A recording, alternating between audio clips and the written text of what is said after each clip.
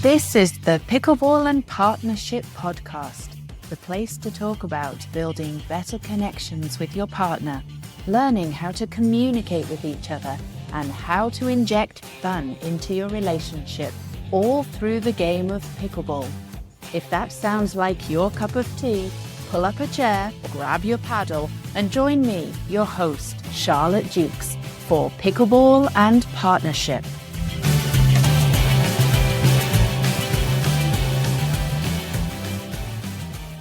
Welcome to this week's episode of the Pickleball and Partnership Podcast. Welcome to episode 2. Thank you for joining me. I'm really excited to be here again. I wanted to continue on from last week's episode and just chat more about how playing pickleball has strengthened my relationship with Neil. So Neil and I have known each other for over 30 years. We've actually been married for coming up to 28 years in a couple of months. And I wanted to share more of the journey of how we discovered pickleball, how I overcame my initial hesitation of playing the sport, and how it actually became a pivotal activity that helped Neil and I to reconnect, how it really helped strengthen our marriage, our relationship. So I want to dive into some of the challenges that we encountered of a period of time where we endured a long distance relationship, where we struggled to define individual roles, and how pickleball actually required us to communicate and trust each other effectively. So this week I am joined by my husband, Neil. So welcome, Neil. Hey, how you doing? I'm good. How are you? Yeah, good. So tell our listeners why you came up with this crazy idea of wanting us to learn pickleball. Okay, thanks, Charlotte. It's a good question, and I don't really have a great answer. Why did I want to do it? You saw it in Arizona. And it looked goofy enough to be fun. From a tennis, badminton, and ping pong background, lots of racket sports in my past, I think it kind of led me to think that doing something in racket sports again would be a good move for us. We just renovated a house together, and I thought one way that we could do more things together was maybe head down this pickleball path. I'd seen it played down in Arizona and thought it was goofy enough that we could get into it. For years, we would watch them and not even really know what they were playing. Right.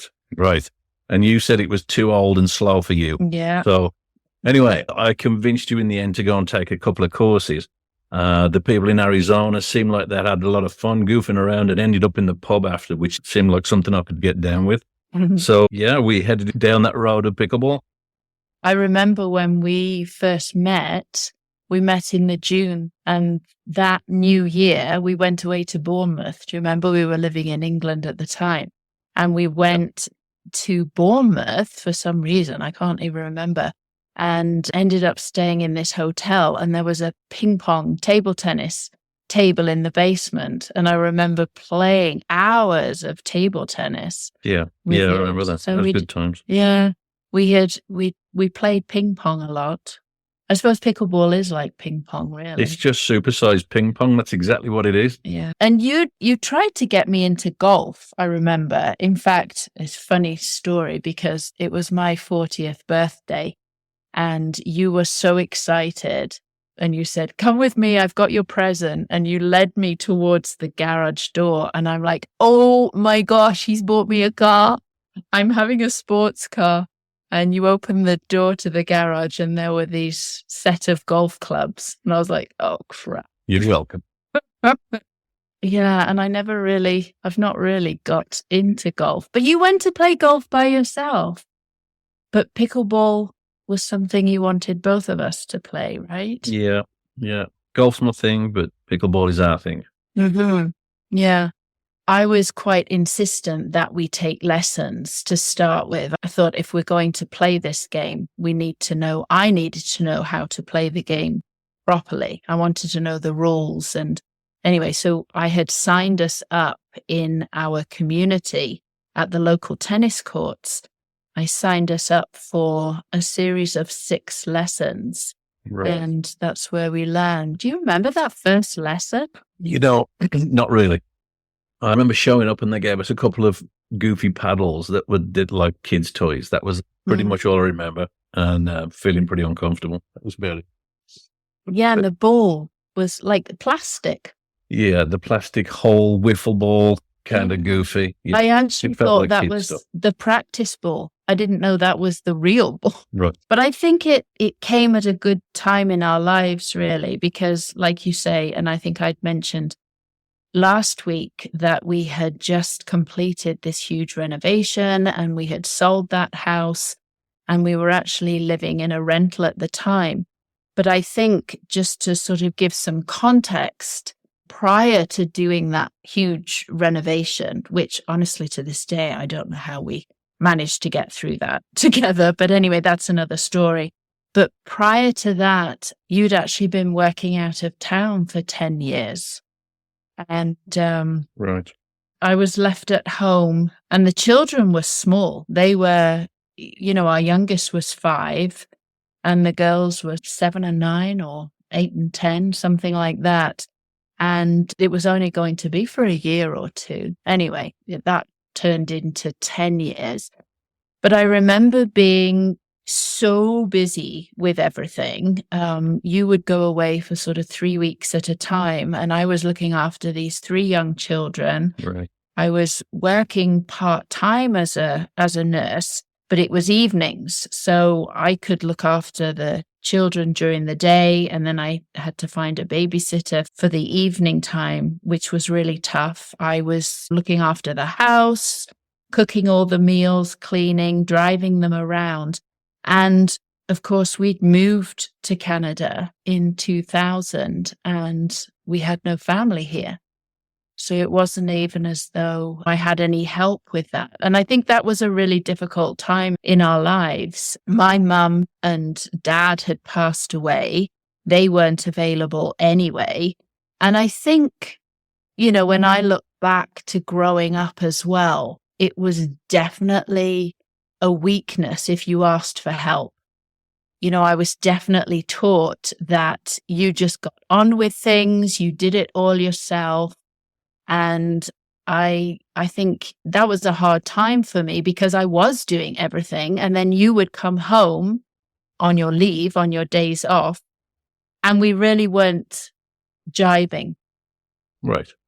It's tough. Distance relationships are tough. So we had to try and find something to pull us back together in some way. And this was the first thing that had really come up to make that happen.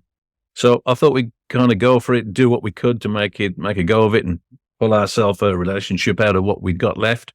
And it worked. Yeah, it seemed to work. You make it sound like we were hanging on by a thread. Well, that's pretty much how it was, yeah. Well, I think it was definitely a way to bring us back together, but I don't think either of us realized how far apart we'd grown.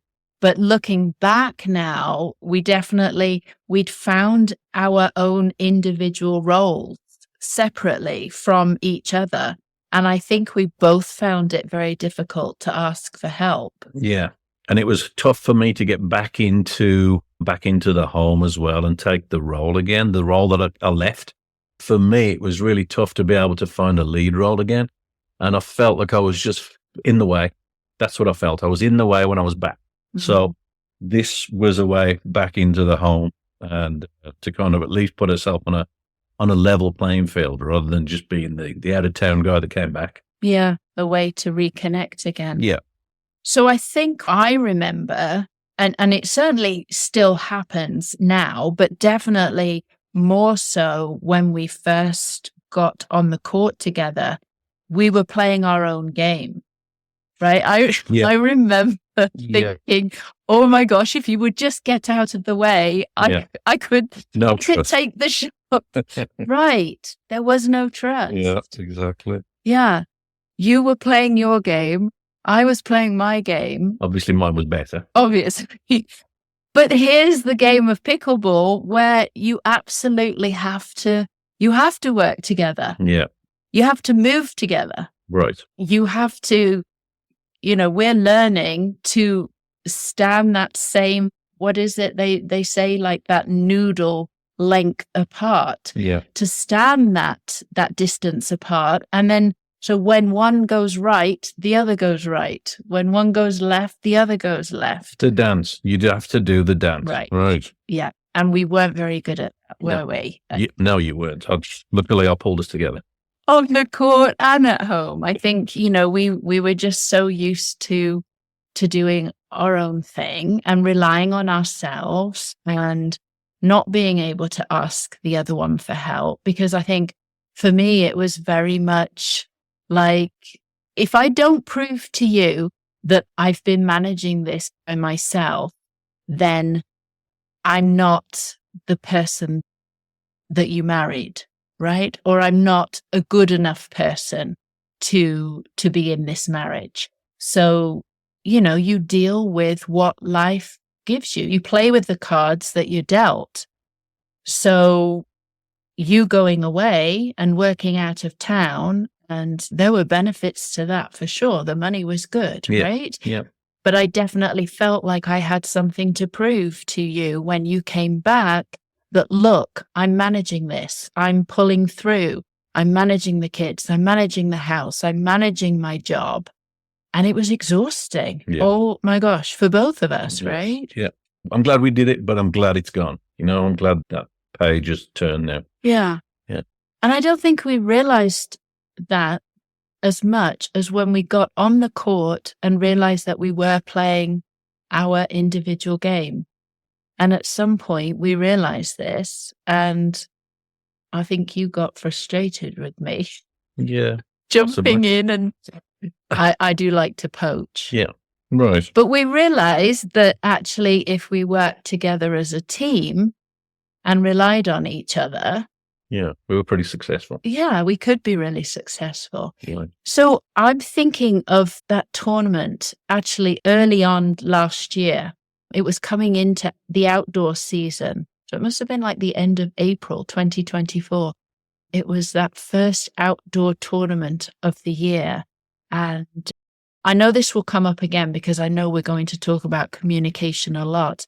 But that particular day was so windy.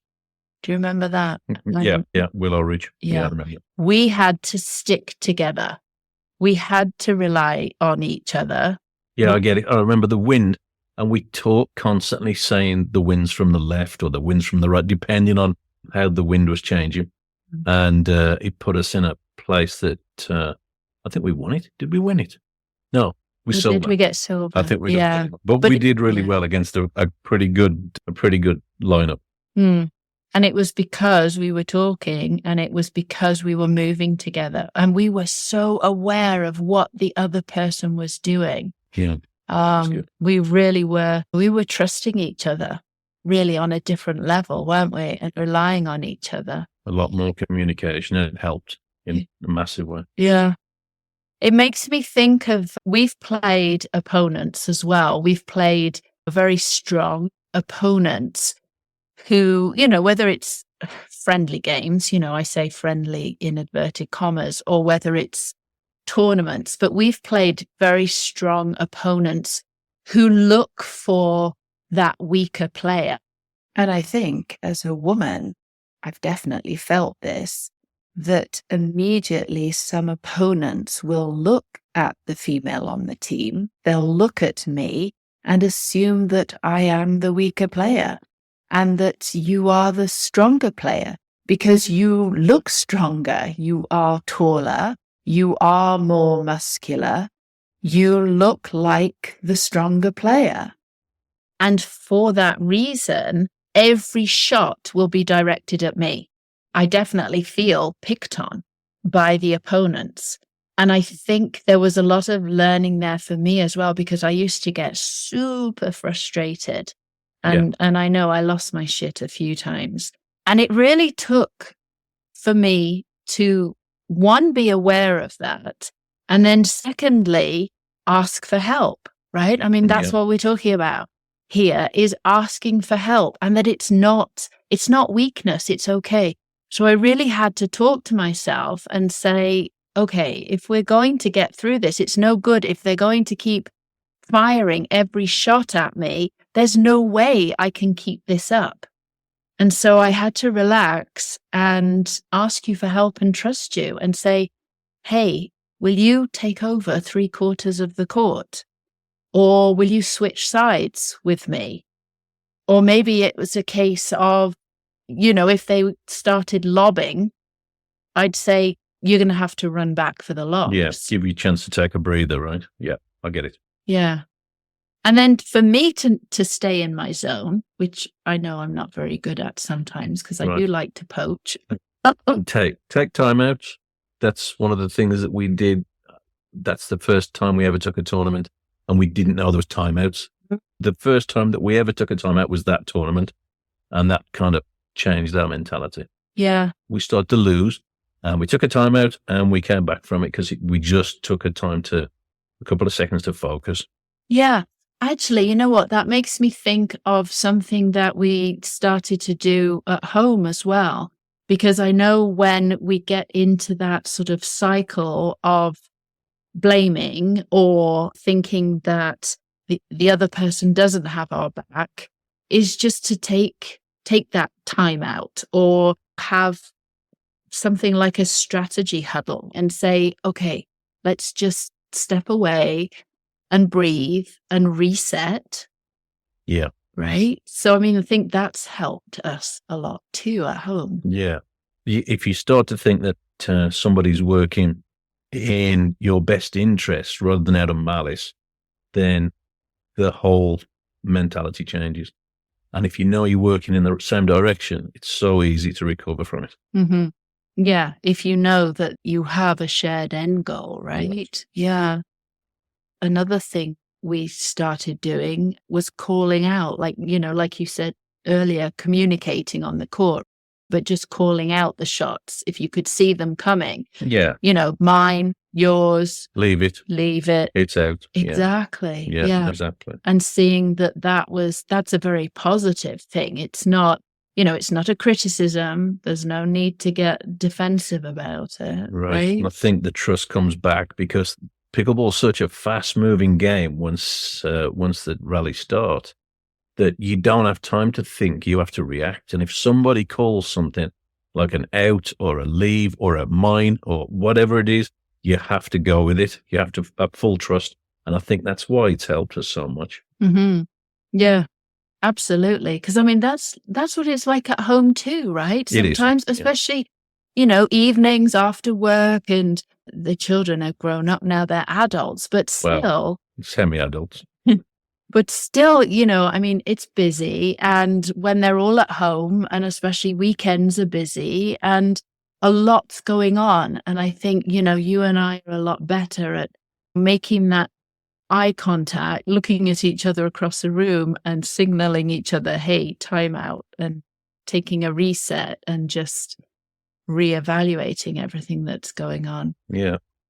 A twitch of an eyebrow is all it takes sometimes. Stops us going down that rabbit hole, right? Yeah. Of defensiveness or feeling like, I've got to do it all again. Yeah, we are a team and we can rely on each other.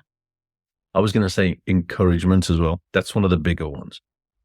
Just letting each other know that you've got each other's back. Yeah. Whether it was good or it was bad, encouragement wins every time. Yeah, definitely. I know when I felt criticized on the court, I don't play well after that. But even if I've missed a shot, you're really good at saying, good try, or, oh my gosh, I thought that was going out, or it's okay, reset, we've got the next one. And just having those words of encouragement is huge, isn't it? Yeah, keep it fun. I think that's the big one. Keep it fun, keep it light. It's just pickleball. There's another game. It's just like life, really. Another day, tomorrow, nothing you can do. You just got to get through this one. Don't look back. Just keep looking forward. Yeah.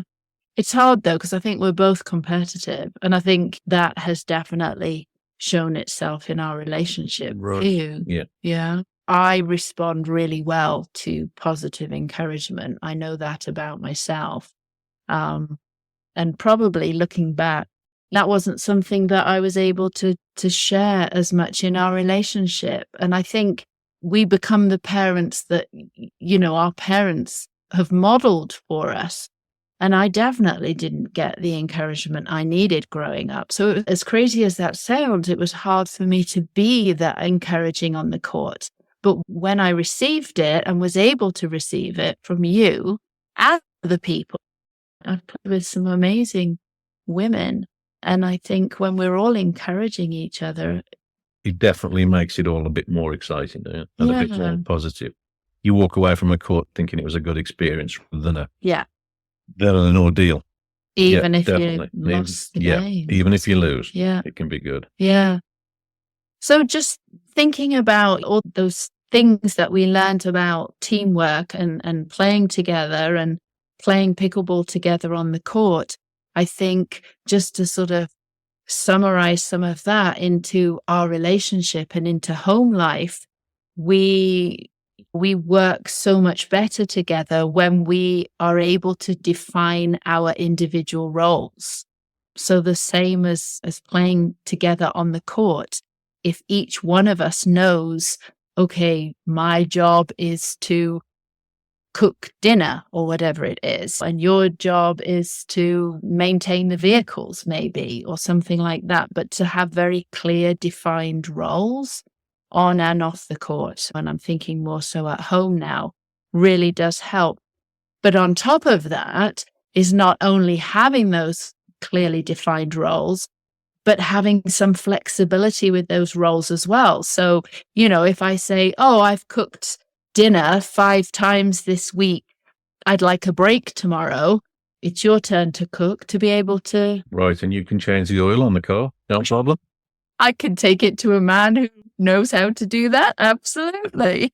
Yeah, and then the timeouts that we were talking about on the court, having that timeout at home to just allow the tension to subside, just to be able to take a pause and take some breaths and reset. I mean, gosh, how many times do we have to reset on the court? Constant. Yeah. Every point, focus. Yeah, right? Because otherwise you just get in your head and it's very hard. It's hard for me to get out of my head once I'm in it. So I think it's taught me quite a few things about self-control as well, playing pickleball. Just when you get beaten, or you're in the process of being beaten, or you're losing a point that you didn't think you should have, to reset without becoming upset. That's tough. But man, I've learned a lot of that since we've been in this. Yeah. And then just encouraging each other at home, right? It's that a silly little thing like folding the laundry and putting it away, a thank you, or you did a great job, goes such a long way. Part of it as well is the community, the pickleball community. Everybody's like-minded and everybody enjoys it. There's nobody goes there trying to make somebody else's life miserable. That everybody does it to keep themselves healthy, happy, sociable, and it's a generally good feeling. Yeah. And I think it's really important to, as well as the words of encouragement, is to celebrate each other's wins as well. Right. Life is tough sometimes. And so you leave the house in the morning and go to work, and it's not always easy. And I think being able to celebrate our own wins, but each other's as well. Yeah, I mean, you get the kids getting through different years at university, or getting through different courses, or, buying a new car, or just becoming aware of something else, or a new job, or there's lots of wins. There's lots of small wins. And I think it makes you understand that those things are the big things in life. All these small things are big things. And you got to take the time to make sure that the kids feel like they've been noticed, acknowledged. Yeah. So it's taking the time to make the kids feel like they've been acknowledged for their efforts and the dedication and the hard work they put in. So I've learned a lot of that from pickleball as well. I mean, we all do these things. We all do these fantastic things in life, but to actually take the time to make the kids feel special because of that I think it's come from pickleball more than anywhere else. Yeah. I think another big thing that I perhaps became more aware of on the pickleball court was each other's body language, especially when you're in the middle of a game. You can see when your partner is feeling a bit deflated, maybe for whatever reason. If you've hit the net a couple of times for a couple of shots and I can see that you're getting frustrated, you're not verbalizing that to me, but definitely I can see your body language that you're feeling a bit defeated. And I think that's especially an important time to step in and offer some encouragement, or perhaps take a time out and reset. But I think at home as well, just being aware, being more, I know it's a buzzword right now, but being more mindful of how you are when you walk in the door from work, and just being cognizant of whether, it appears you've had a good day, or perhaps you've had a long, frustrating day, or if you didn't sleep the night before, you're definitely tired. And I think just being mindful of that not only helps us in our play on the court, but that definitely helps at home, because then to give the other person a little bit more leeway, right? A little bit more space. Maybe. Or not. Or not. Or the opposite. Or the opposite. Yeah. Maybe you need me to move closer and not move away. I suppose the big one really for us is we've tried to make it fun, whether we are in a great place with each other when we go to pickleball, or we are not in a great place. We might not be as good as it looks when we walk onto that court, but it's basically, we say showtime, and it is what it is. We just deal with it. We move forward, and when we come off the court, it's usually a hug and we move forward and we're good again. Mm-hmm. It's a pretty good reset for us. It's quite fun, actually. I do enjoy the drives home. I mean, like you say, sometimes the drive there is a little tense for whatever reason, but afterwards we've always got so much to say, haven't we? Yeah. About the games or the points or... Win or lose, it's always a win. Yeah. And I think we've brought that back into our relationship too. We're finding more fun doing other things together. We regularly walk the dog together. There's so many other things that we can do together, cooking together, that regular date night. I mean, even golf together now and again. We do golf together now and again. And I am finding more fun in it, but especially when we go with another couple. Yeah. But yeah, it's all about fun. Yeah, we've done most of the work now. Let's keep it fun. Definitely pickleball has helped us with that. Thank you for listening to episode 1 of the Pickleball and Partnership Podcast. Here are the key points and takeaways from today's episode. 1. Shared activities foster connection. Learning pickleball became a fun and meaningful way for us to spend time together, helping us to rediscover our partnership after years of navigating separate roles in our marriage. 2. Teamwork is a game changer. Success on the pickleball court requires clear communication, trust, and mutual reliance, skills that translate into better collaboration and understanding at home. 3. Overcoming challenges together. From navigating windy tournaments to facing frustrations when targeted as the weaker player, we have learned to support and encourage one another, building resilience and adaptability. 4. Lessons beyond the court. Concepts like calling timeouts, defining roles, and staying flexible with responsibilities have helped us to improve our relationship dynamics and our daily life at home. 5. Encouragement over criticism.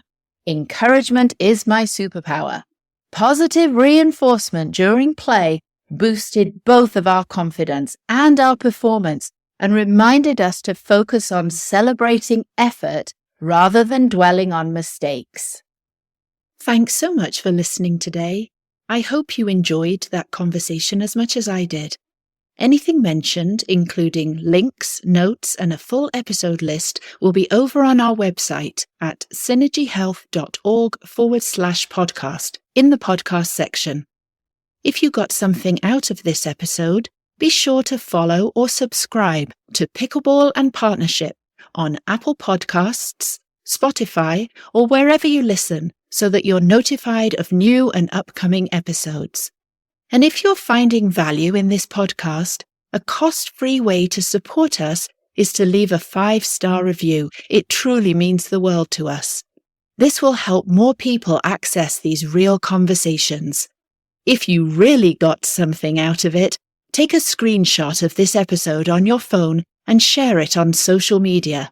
Tag me at Charlotte Jukes and I will absolutely reshare your post. If you haven't connected with me personally, I would love to meet you and say hi. Thanks again for listening.